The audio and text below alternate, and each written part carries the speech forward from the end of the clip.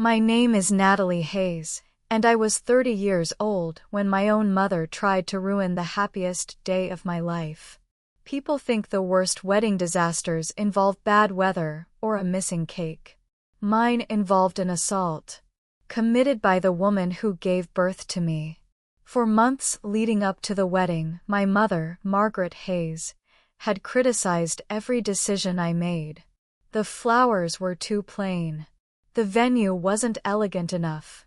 My hairstyle made me look ordinary. Nothing I chose was ever good enough because it wasn't her choice. After years of trying to earn her approval, I finally stopped trying. I was marrying Captain Daniel Carter, an Air Force search and rescue pilot who had spent the previous 2 years deployed overseas. He wasn't just the love of my life. He was the first person who ever taught me that love doesn't require permission. Our wedding was held at Silverwood Estate, a beautiful countryside venue surrounded by gardens and ancient oak trees. Nearly 250 guests attended. Daniel stood proudly at the altar in his Air Force dress uniform, while I walked toward him wearing a simple ivory satin gown. It wasn't expensive. It wasn't designer. But I had never felt more beautiful. As I reached the altar, Daniel smiled. Everything else disappeared. The guests, the music, the nerves. For a few perfect minutes, life was exactly as I had dreamed. We exchanged our vows, slipped rings onto each other's fingers, shared our first kiss as husband and wife. The applause had barely begun when I heard high heels striking the stone pathway behind me. I turned. My mother was marching toward us. Her face burned with anger. She stopped directly in front of me. "You actually wore this disgrace?" Before I could answer, she grabbed both sides of my dress. With one violent pull, the front of my wedding gown tore from the neckline almost to my waist. Gasps echoed across the garden. Someone dropped a champagne glass. I instinctively covered myself while stepping backwards in shock. Then my mother slapped me across the face so hard that one of my earrings flew into the grass. For a moment, everything became silent. I didn't cry. I simply stood there trying to understand what had just happened. Daniel moved first. He stepped between us without hesitation. His voice remained calm, cold, controlled. "Ma'am, you have just assaulted my wife." She pointed a finger at him. "This is family business." Daniel didn't blink. "No. It became a criminal matter the second you laid hands on her."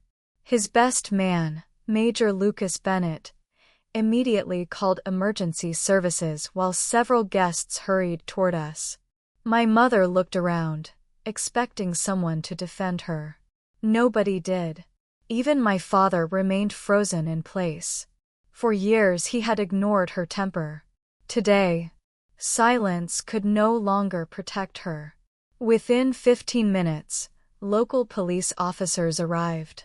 Several guests had already recorded the incident on their phones. The wedding videographer had captured everything from beginning to end. Officers separated everyone and began taking statements. My mother insisted she had merely been correcting me. The officer calmly replied, "That's not what the videos show." I sat wrapped in a blanket provided by one of the venue staff, while a paramedic treated the swelling on my face. Daniel never left my side. Instead of celebrating our wedding reception, we spent the evening in an emergency clinic. Fortunately, nothing was broken, but my cheekbone was badly bruised and I suffered a mild concussion. That night we canceled our honeymoon. Oddly, neither of us regretted it. There were more important things happening. 3 days later, detectives contacted me. Between the professional wedding video, more than 30 mobile phone recordings, and dozens of witness statements, the evidence was overwhelming. My mother hired an expensive defense solicitor. She insisted I had embarrassed the family by refusing to follow her wishes. She claimed she had lost control for a moment. But the prosecution uncovered something unexpected. 2 weeks before the wedding, she had sent messages to my aunt. "If Natalie wears that dress, I'll make sure everyone remembers the day." Those text messages changed everything. The assault was no longer viewed as an emotional outburst. It appeared planned. The case moved quickly. Daniel attended every meeting with investigators. He never pressured me, never spoke for me. Whenever reporters briefly contacted us, he simply said, "My wife deserves justice. Nothing more. Nothing less." 6 weeks later we entered the courtroom. I hadn't seen my mother since the wedding. She looked older, smaller somehow. Not because she regretted hurting me, but because she finally understood she couldn't control what happened next. Her solicitor quietly advised her to change her plea. The video evidence, the text messages, the witnesses. There was no realistic defense. She stood before the judge and admitted she had intentionally damaged my wedding dress before striking me. She confessed that she wanted to humiliate me publicly because she believed I had ignored her authority. Listening to those words felt unreal. For the first time in my life, she wasn't rewriting history. She wasn't blaming me. She was telling the truth. The judge sentenced her to probation, community service, mandatory anger management counseling, and ordered her to pay compensation for the destroyed wedding dress, medical expenses, and venue costs caused by the disruption. More importantly, a 2-year protective order prohibited her from contacting me directly. When the hearing ended, she looked toward my father. He lowered his eyes. He didn't follow her out of the courtroom. Instead, he quietly walked over to me. "I'm sorry," he whispered. "I should have protected you years ago." Those words didn't erase 30 years of silence. But they mattered. Sometimes accountability arrives late.